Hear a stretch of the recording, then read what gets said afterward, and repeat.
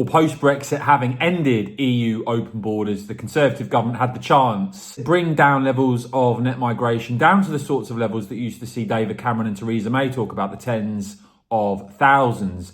It seems, though, sadly, instead they've ignored the public, ignored their own supporters, and I did write about this today over at GB News. Of course, I'm the community editor now of GB News. Become a GB News member, support GB News, and you will get access to all sorts of exclusive content. But we've seen again today, really, the Tory government basically ignoring, as I said, voters and especially their own supporters. When you see the net migration in 2022 has been actually revised up to 745,000 net for the year, and the 12 months to the end of this June, 672,000.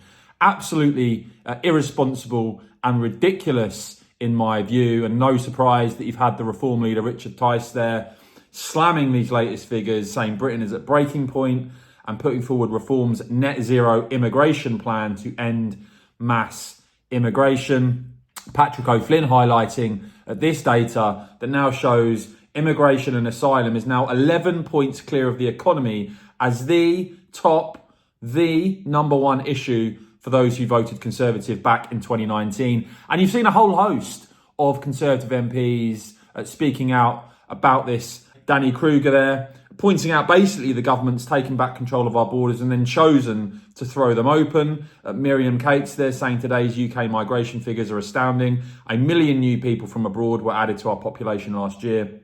And she points out there is simply no democratic consent for this, and that attempts to reduce NHS waiting times or solve the housing crisis are futile unless we drastically reduce numbers. And just look at this from another Conservative MP, Neil O'Brien, showing net migration since 1947. You can just see the absurd nature of what has been going on in recent years. And as he says there, today's extraordinary numbers mean the PM must now take immediate and massive action. Does anyone seriously believe that Rishi Sunak is actually going to bring levels of net migration down anywhere close to the tens of thousands? I certainly don't. Let me know what you make of all of that in the comments below though, guys. I will keep bringing you all the latest on this and more, of course. So please do whack this video a quick thumbs up. And of course, as ever, cheers for watching.